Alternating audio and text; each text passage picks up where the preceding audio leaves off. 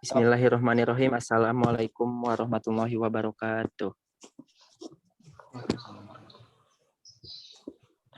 Kami dari kelompok 1 akan mempresentasikan materi yang telah kami persiapkan. Sebelumnya izinkan saya memperkenalkan dari kelompok kami. Yang pertama ada saya selaku moderator di sini yang bernama Rifki Rivaldo dengan NIM 1908484.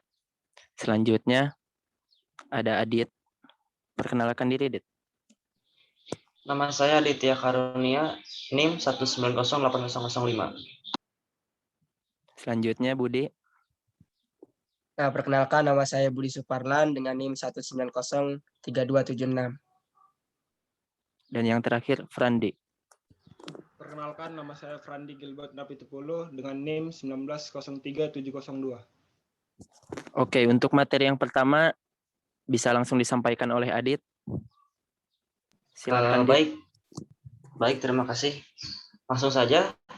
Di sini saya akan mempresentasikan olahraga terukur dengan 2 cabur, yaitu cabur atletik dan cabur renang. Yang pertama saya akan mempresentasikan cabur atletik, yaitu dengan atlet bernama Lalu Muhammad Zohri dengan tinggi badan 1,72 meter, berat badan 60 kg, kebangsaan Indonesia, waktu yang ditempuh 10,18 second.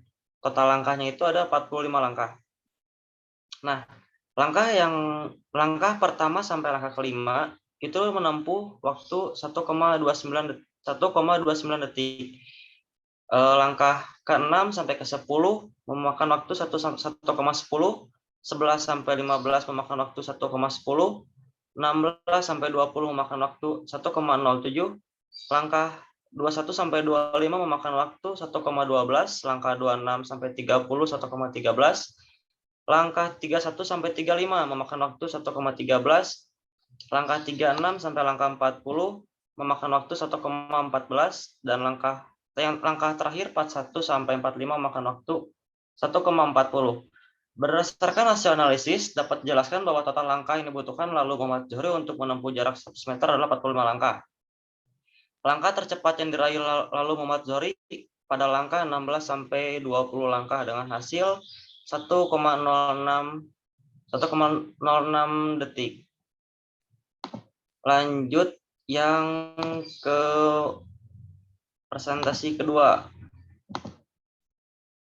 Nah, di sini hasil analisis video renang gaya bebas 100 meter pada Ratman di Liga Mahasiswa. Waktu yang ditempuh itu 59,49 detik dengan total kayuhan lengan 82 kayuhan lengan. Nah, di sini waktu dari 0 sampai 5 meter jarak di airnya 1,52 detik. Lanjut 5 sampai 15 meter 4,90 detik. Waktu 15 sampai 35 meter 11,44 detik. 35 sampai 45 meter memakan waktu 7,86 detik. 45 sampai 50 3,20 detik. 50 sampai 55 meter 2,20 detik. 55 sampai 65 meter 7,88 detik, 65 sampai 85 meter 11,60 detik. Waktu 85 sampai 95 meter memakan waktu 5 detik. 95 sampai 100 meter memakan waktu 4,19 detik. Sekian dari materi yang saya presentasikan. Terima kasih. Oke, terima kasih Adit. Mungkin untuk materi selanjutnya bisa langsung disampaikan saja oleh rekan saya. Dipersilahkan. Oke, saya akan menjelaskan materi yang berikutnya, yaitu mengenai cabur permainan, yaitu saya ambil dari highlight final Liga Pro Futsal 2020 Black Steel Manokwari versus SKN Kebumen yang dimenangkan oleh Black Steel Manokwari dengan skor 6-2. Banyak passing yang dilakukan Black Steel sepanjang 30 detik awal sebanyak 4 kali passing. Dan banyak passing SKN Kebumen sepanjang 30 detik ialah 1 passing. Dan beberapa menit kemudian Ardian Senur mencetak gol di 1-0 pertama untuk Black Steel, yaitu dengan kaki Ardian Senur membuat besar sudut 60 derajat. Dan yang kedua, syuting Holy Paul Septinus, yaitu sebelum Holy Paul Septinus menyuting, banyak langkah sebelum syutingan ialah 2. Besar sudut kaki kanan setelah diangkat dan sebelum menekuk ialah 208 derajat, dan bisa kita lihat di gambar tersebut. Besar kaki kanan setelah menekuk ialah 256 derajat. Besar kaki kanan setelah menendang ialah 86 derajat. Dan beberapa menit kemudian Holy Paul Septinus mendapat free kick, yaitu sebelum free kick banyak langkah yang dilakukannya ialah 4 langkah. Besar sudut kaki kanan free kick ialah 128 derajat. Dan beberapa menit kemudian syuting Joseph Mikus ialah besar sudut yang dilakukannya adalah 55 derajat. Dan gol ketiga yang dilakukan Black Steel ialah oleh Holy Paul Septinus. Dan dia melakukan sebelum syuting banyak langkahnya ialah 14 langkah. Besar sudut yang diperoleh dia ialah 36 derajat. Setelah itu syuting Diego. Banyak langkah sebelum yang dilakukan syuting Diego ialah 10 langkah. Besar sudut kaki kanan Diego sebelum men-syuting ialah 101 derajat. Selanjutnya syuting Pieter Marcelino. Banyak langkah syuting Marcelino ialah 2 langkah. Besar sudut saat melakukan tendangan ialah 38 derajat. Sekian yang dapat saya presentasikan. Terima kasih.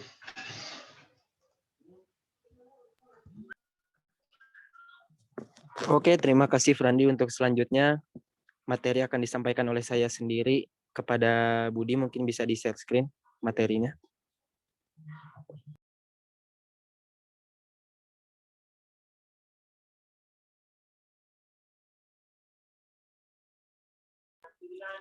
Bismillahirrahmanirrahim. Perkenalkan, nama saya Rifki Rivaldo dengan NIM 1908484. Di sini saya akan menganalisis pertandingan dari UEFA Champions League Chelsea versus Real Madrid leg kedua. Oke.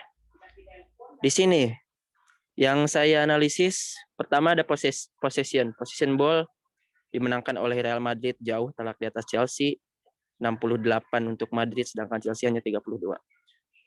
Shooting Chelsea lebih menguasai, mendapat 15 shooting sedangkan Real Madrid 7. Selanjutnya shoot on target. Shoot on target ini tendangan yang mengarah ke gawang, berimbang walaupun Real Madrid tertinggal jauh dibandingkan Chelsea pada saat melakukan shooting, tetapi shot on target Real Madrid lebih dapat menyamai dengan perolehan 5, dengan Chelsea juga 5. Oke.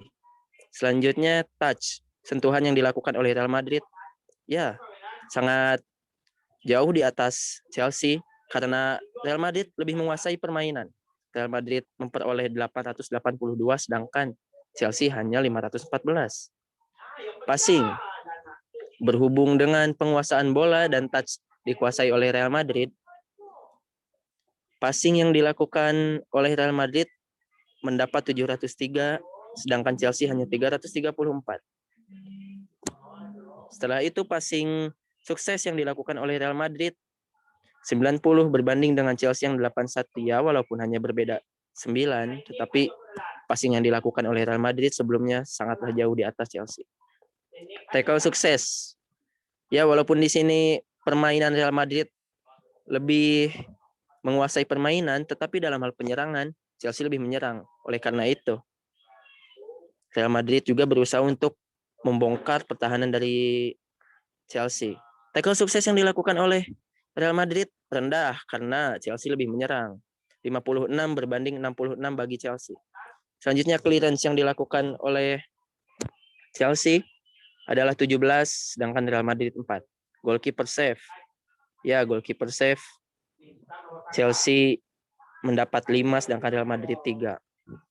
Oke, selanjutnya passing kunci atau key pass pas di sini Chelsea di atas Real Madrid yang memperoleh 14 berbanding 6 untuk Real Madrid. Itu statistiknya bisa dilihat di sini.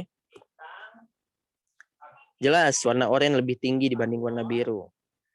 Sedangkan pertahanan warna biru lebih tinggi dibandingkan warna orange. Orange ini Real Madrid.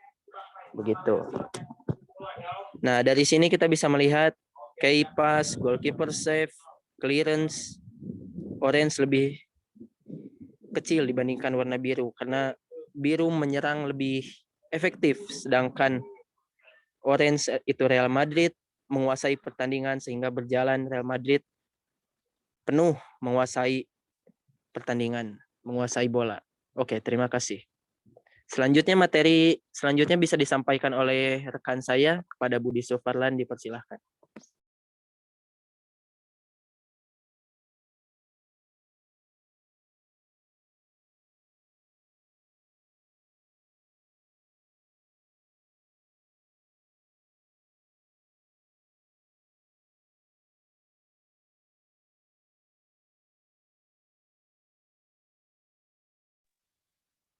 Baik, terima kasih moderator Ricky Rivaldo.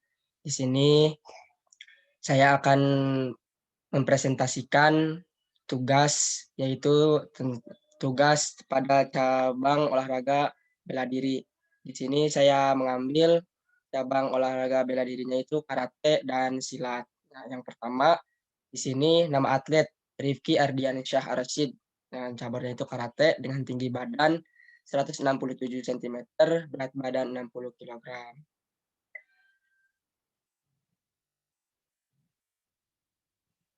Video yang diambil dari cuplikan Asian Games 2018. Nah, di sini yang saya analisis yaitu teknik pukulan dan tendangan yang dilakukan Rifki Ardiansyah Arsyid serta hampir semua atlet cabang olahraga karate menggunakan teknik pukulan dan tendangan sebagai berikut.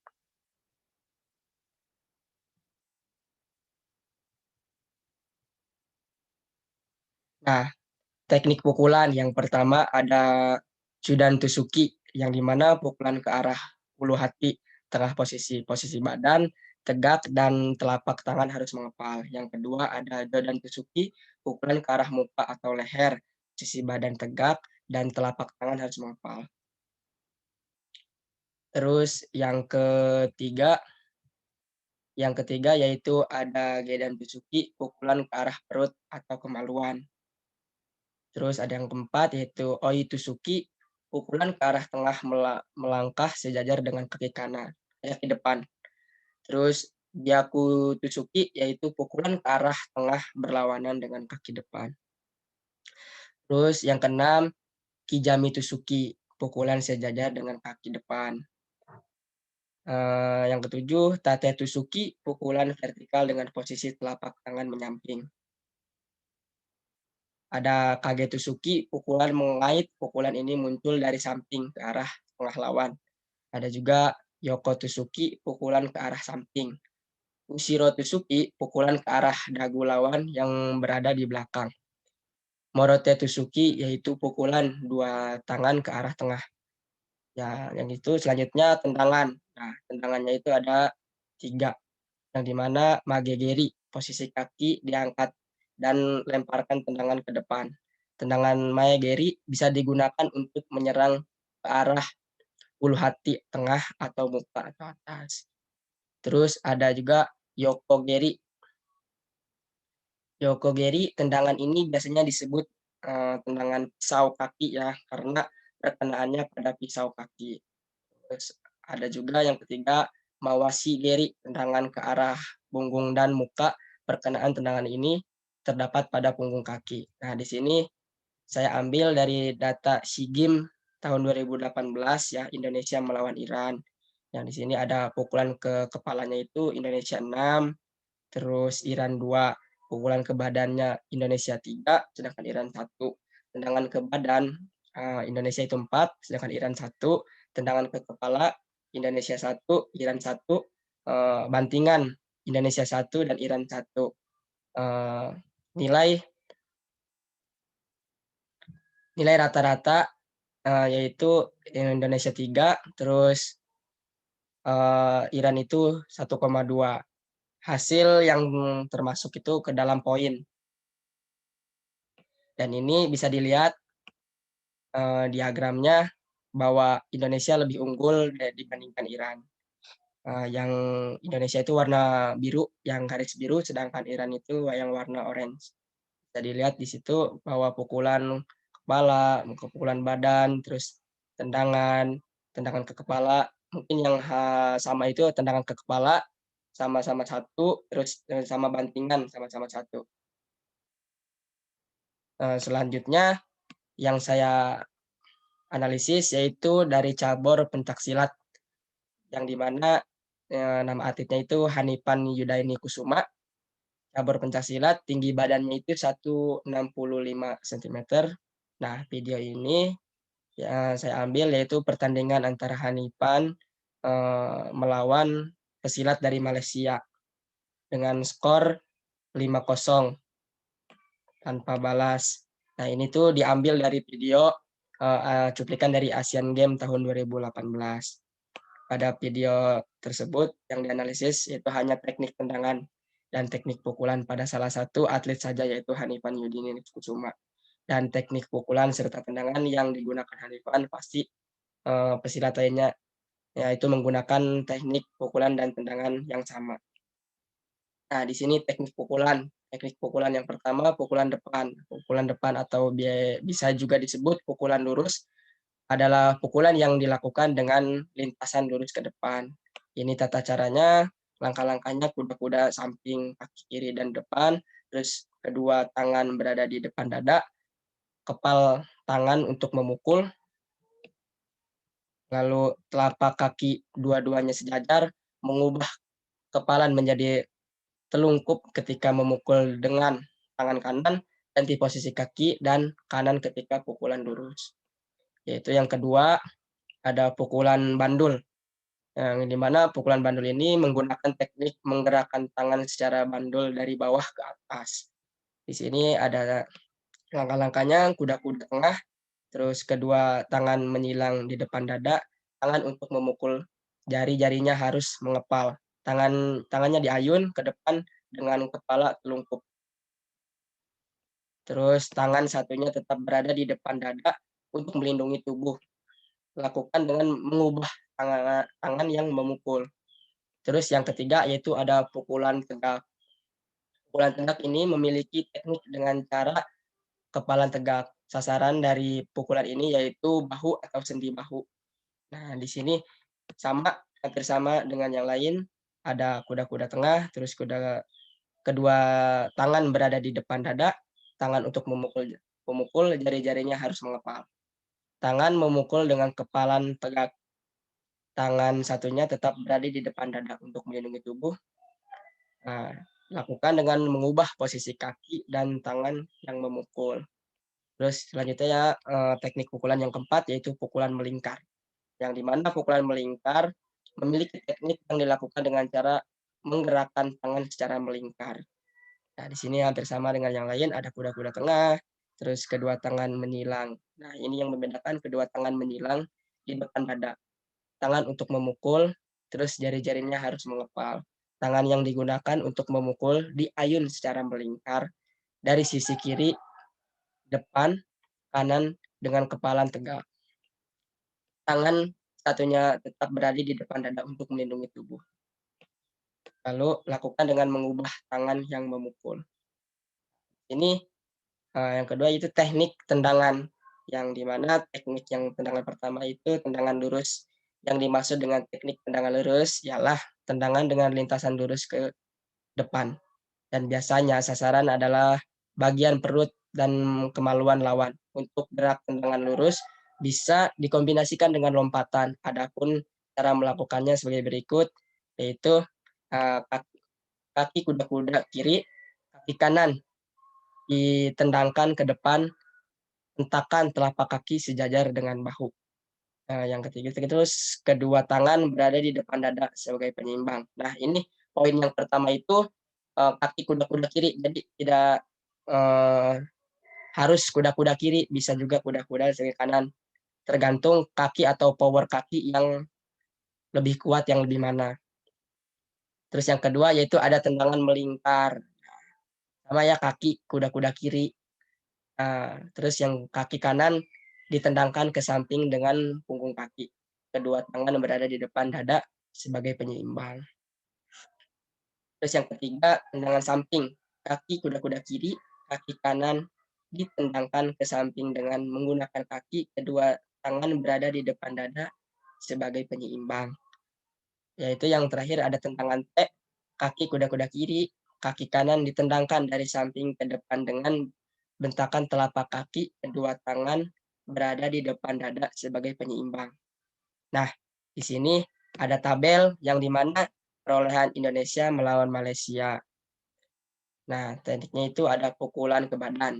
Ya, Indonesia memperoleh 10, terus Malaysia 8. Terus tendangan ke badan, Indonesia 15, sedangkan Malaysia itu 13.